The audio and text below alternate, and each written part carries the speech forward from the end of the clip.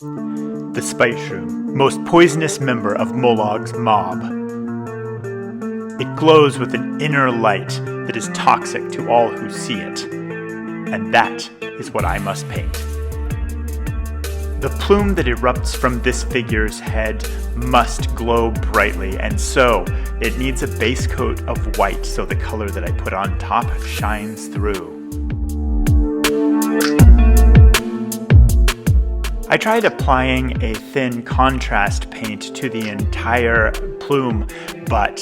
the pooling in the deeper recesses makes no sense to me, as I want this cloud to glow as if powered from some sort of energy or heat of hatred within. I blotted off the excess of the paint to simply give it a light yellowish green color that would be a glow within the darker green that I apply on top. From there, it was simply a matter of applying green in darker and darker shades where more of the material blotted out that inner heat.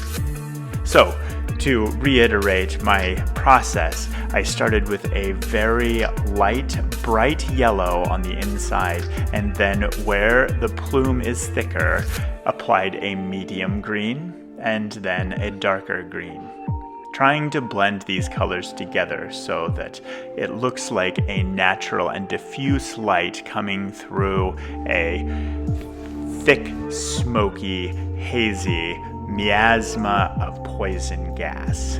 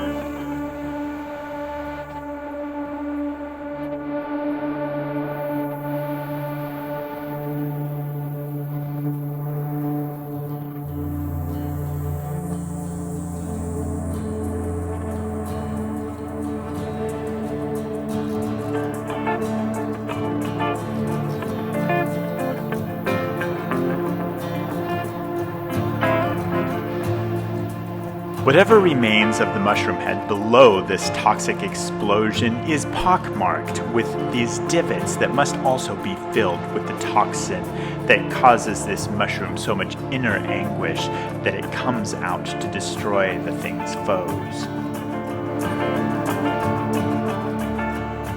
These divots I painted white in order to give them the same treatment I gave the cloud above, as if they may hold some residual of the toxin that can spew forth in the future, affecting more and more enemies as time goes on.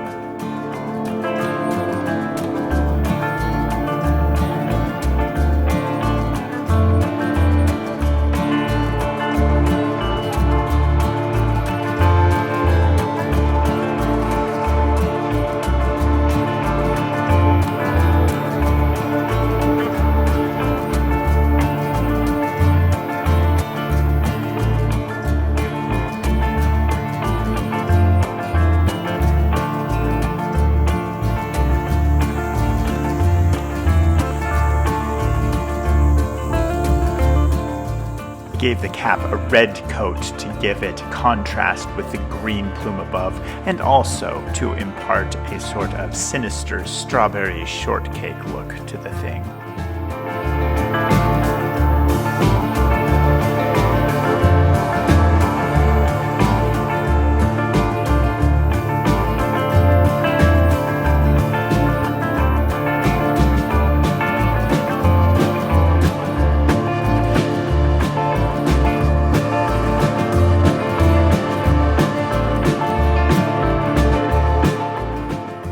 So filled with hatred is the Spiteshroom, as its name implies, that poison fills it to its very core and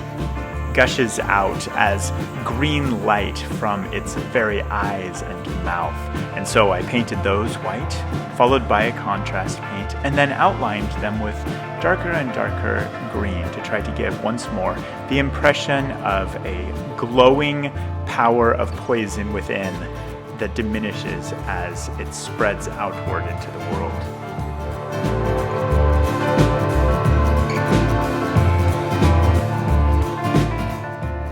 The dark green around the eyes and mouth served not only to enhance the glowing effect of that inner energy, but also to delineate the eyes and mouth from the remainder of the creature's body, as the two colors, the glowing green and the sort of tan color of the stem of the mushroom, are fairly similar.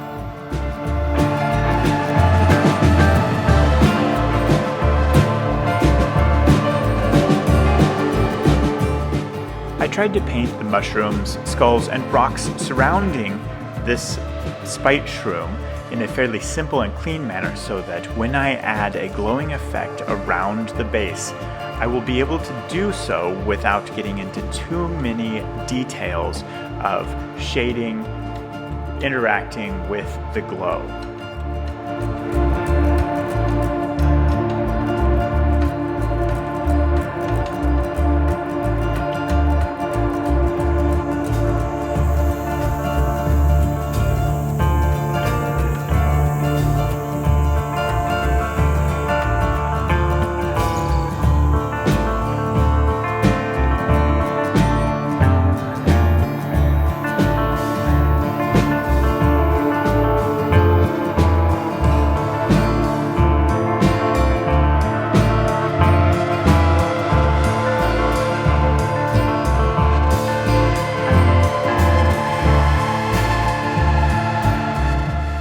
I like how this character looks at this point. It's fairly clean, but does appear to glow a bit from within, and this would be fun to play on the table, but I don't want to limit my learning by staying in a safe place, so I will push forward and add a glowing effect around the upper portion of the mushroom and also glowing forth from the face. In addition, that glowing plume on top will cast some light down around the base, and I will be able to paint a bit of shadow by leaving the glow off where the cap of the mushroom will block the glow of the plume.